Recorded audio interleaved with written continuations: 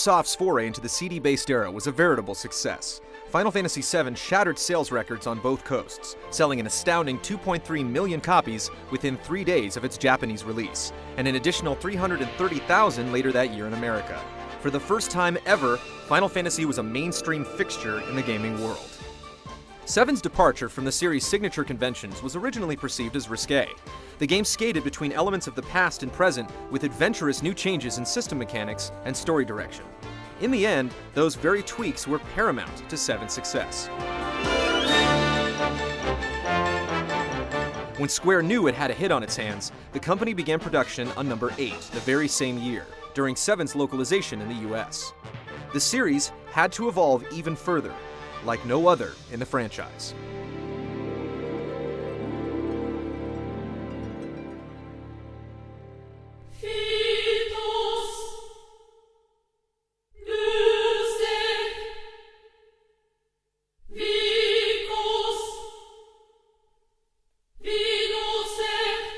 Final Fantasy VIII was released in Japan on February 11, 1999, September 7th in the States. Development had run continuously for nearly 2 years. Sakaguchi graced the project once more as the executive producer, while Kitase, Nomura, and Uematsu reprised their respective roles. The experience that Square gained during the production of VII bolstered its understanding of the PlayStation hardware's capabilities. With this knowledge in hand, Kitase envisioned the next game sporting a more realistic look, and with Nomura's encouragement, a school-days aesthetic similar to popular Japanese dramas and animes airing at the time. With this came realistically proportioned character models, the first the series had ever seen. And the ballad of Squall Leonhardt and Rinoa Hartley.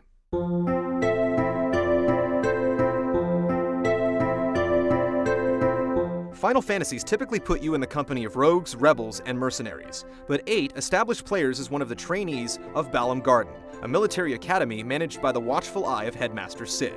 Squall, an introverted gunblade specialist, was one of the school's most promising students. On the day of his graduation exam, he was contracted by the state of Delay to repel the forces of the invading Galbadian Empire, along with fellow trainees Zell, a hot-headed brawler, Selphie, a cheerful nunchaku master, Cypher, a rebellious upperclassman, and Quistis, Squall's instructor.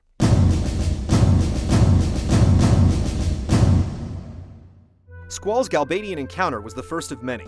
He eventually found himself under the commission of Rinoa, the spirited leader of an upstart rebellion group. Together, they become inextricably linked to the fate of Galbadia's leader, Sorceress Adia. A later objective called upon Squall and his unit, headlined by the romantic rifleman Irvine, to assassinate the sorceress. But when the plan goes awry, a plentitude of truths open themselves to Squall, prompting him to abandon all preconceived notions of the mission and his duty.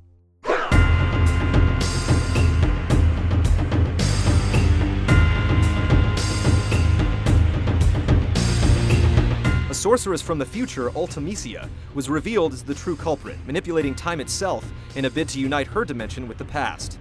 Together with his companions, Squall ventured into the Den of the Lion to restore order to the world and protect the ones dear to his heart.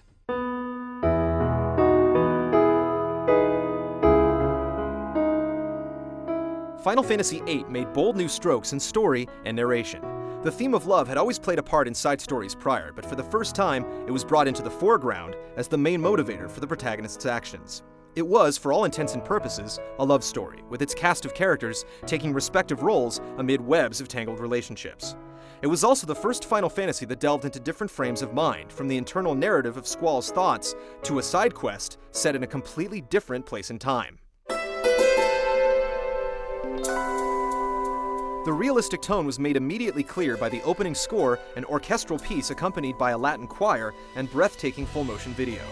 Along with the game's title theme song, Eyes on Me, sung by Chinese pop star Fei Wong, VIII was the first of the series to feature lyrical scores. The boundaries that had separated Final Fantasy from other mediums of popular expression, like movies and music, had been broken. Eyes on Me later became a single that went on to sell 400,000 copies in Japan.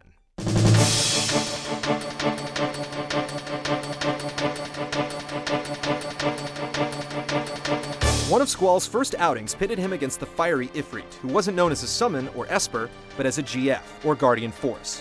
When these magical beasts were bested in combat, they became permanent additions to your party that could be equipped. GFs were powerful allies you could summon in battle, but outside of combat was where they were most useful, in the form of junctioning. the central feature of VIII. Rather than pulling on armor with predetermined stats, players could assign magic siphoned from enemies, an action called drawing, and equip them to specific stats and attributes. Junctioning allowed for a great deal of customization and flexibility, bequeathing players all the elemental and status effect spells of the series at their beck and call.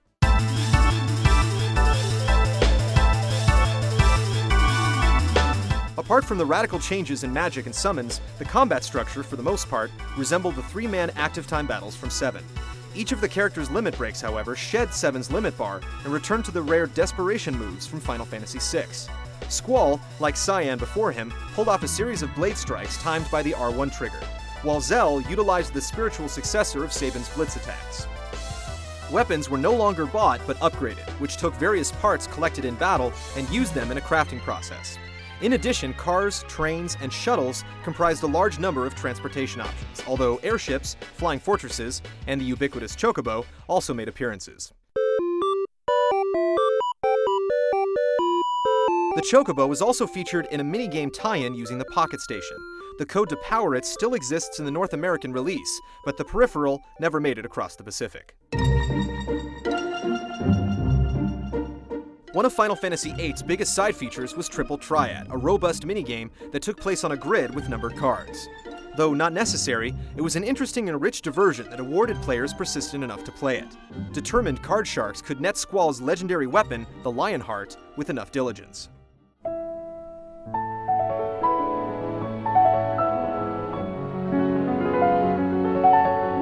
Riding the hype of its predecessor, Final Fantasy VIII's release in 1999 beat previous records set with 2.4 million copies sold in Japan, and in America, it became the best-selling game for 3 weeks after its debut in September. Critically, however, the game was received with mixed reactions. Most players and critics felt that the junctioning system was flawed and needlessly complicated, longing for the user-friendliness of VII's materia. Drawing magic from enemies was also cited as a repetitive task. Conversely, some embraced VIII's bold system changes. Its storytelling remains amongst the most compelling the series has seen, and its following is one of the largest across the worldwide fanbase. Many speculated the next game in the series would go above and beyond the modern realism of VIII and into the realm of the future. It ultimately became a fond look at the past.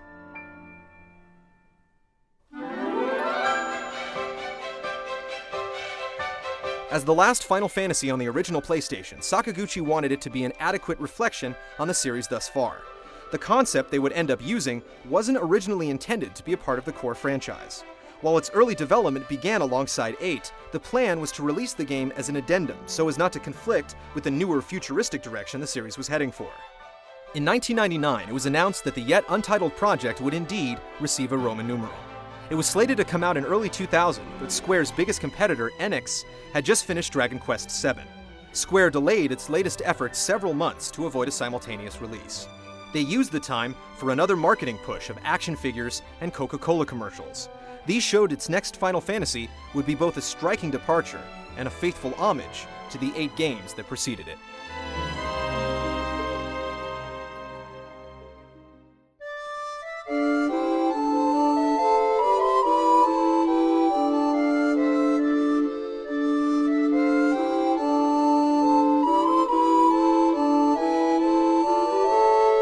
Final Fantasy IX was released in Japan on July 7, 2000. It arrived in America in mid-November. In addition to his production role, Hironobu Sakaguchi returned to the creative staff to help solidify early concepts. He was aided by game producer Shinji Hashimoto. Yoshitaka Amano also returned to the forefront of the team. Nobuo Uematsu composed his 9th continuous score, and in the director's chair was Hiroyuki Ito, responsible for such Final Fantasy pillars as the Job and Active Time Battle Systems and Espers. Almost every aspect of the design in 9 returned to the roots of the series. The plot appeared to follow many common cliches, but it was intended to. The adventure began when our hero, Zidane, a member of a rogue theater group, took part in an elaborate attempt to kidnap the Princess Garnet. As they bumbled their way through the mission, they were accidentally joined by Garnet's stalwart protector, Steiner, and the befuddled black mage, Vivi. Through the trials that followed, they enlisted the talents of the stoic dragoon Freya, the effervescent summoner Aiko, the enigmatic gourmand Quina, and the brooding bounty hunter Amarant. They also got occasional assistance from Beatrix, a general to the army of Alexandria, and various members of Tantalus, Zidane's performing pals.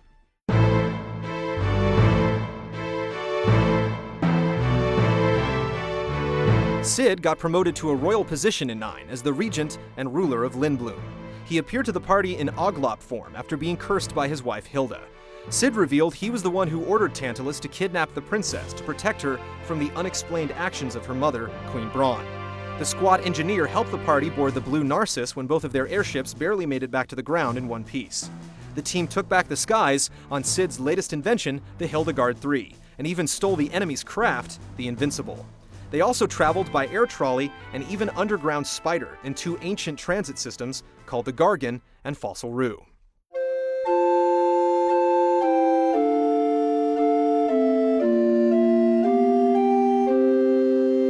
The plot in 9 was not only filled with numerous references to the 2 sprite generations, it almost felt like a direct sequel to the original NES adventure. It was revealed the story's fatalistic villain, Kuja, came from another world called Terra. To reach this dimension and discover its secrets, you had to travel to 4 elemental shrines. Their protectors, Malorus, Tiamat, Kraken, and Lich, are unmistakable allusions to the fiends from Final Fantasy I.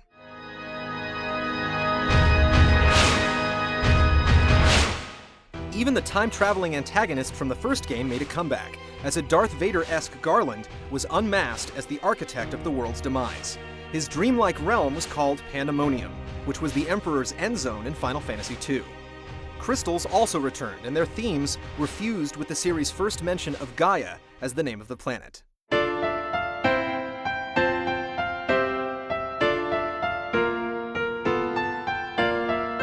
9 primarily dealt with its lead characters battling with issues of identity. Garnet had the weight of a kingdom on her inexperienced shoulders, and VIII came to terms with his own creation and inevitable death.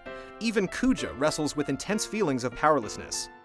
In addition to conceptual reference, there are also many specific nods to its predecessors. Hilda bears a resemblance to the Final Fantasy II queen. Dagger dons a white mage's robe, the dwarves shout out a somewhat familiar greeting, the battle line went back to 4, and you could attempt to buy a number of classic trinkets at the Treno auction house, such as Yuna's mirror.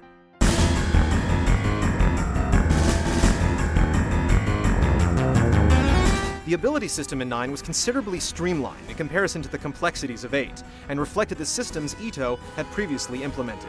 Much like with Espers, characters in 9 learned their abilities by equipping some sort of item that accrued ability points per battle.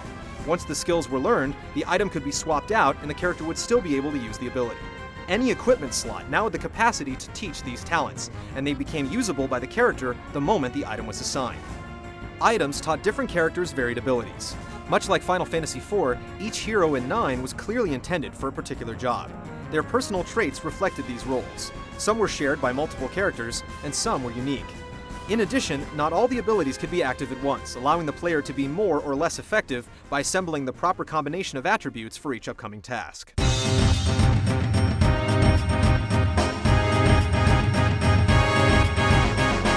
The limit break concept from 7 made a comeback when party members entered trance mode by reaching the end of their damage bar. Zidane was the only warrior who could choose from a list of attacks while tranced, as the others received a brief boost, strengthening their attack power or allowing them to act more than once. Unlike limit breaks, these bonuses couldn't be saved and carried over to another encounter. Summons were dubbed Eidolons in 9, and their callers originated from a lost village, similar to Rydia's hometown in 4.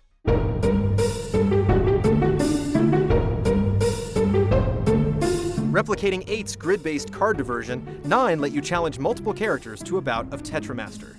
Unlike 8, the game within a game became a necessary objective that pit you against the sport's champion, Sailor Aaron.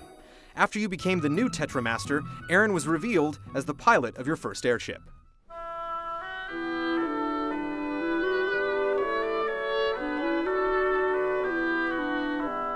9 also introduced the Final Fantasy audience to a strange internet support system called Play Online. Originally conceived to interact with Final Fantasy X, Play Online developed into an online add-on for Brady Games' strategy guide. This proved to be a poorly thought-out idea. Many fans that purchased it felt cheated because of the lack of printed information. Today, Play Online serves as the communication hub for Square's internet services, including Final Fantasy XI and Tetramaster.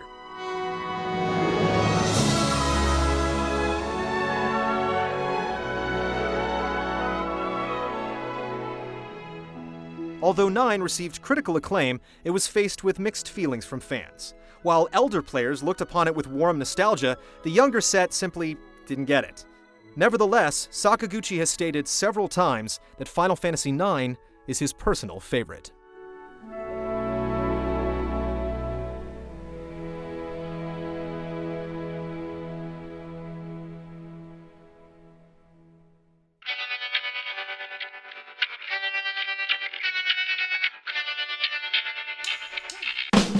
Join us next week when the faces of Square's fantasies are finally given a voice. You understand me? And the only direct console sequel in the franchise makes its mark.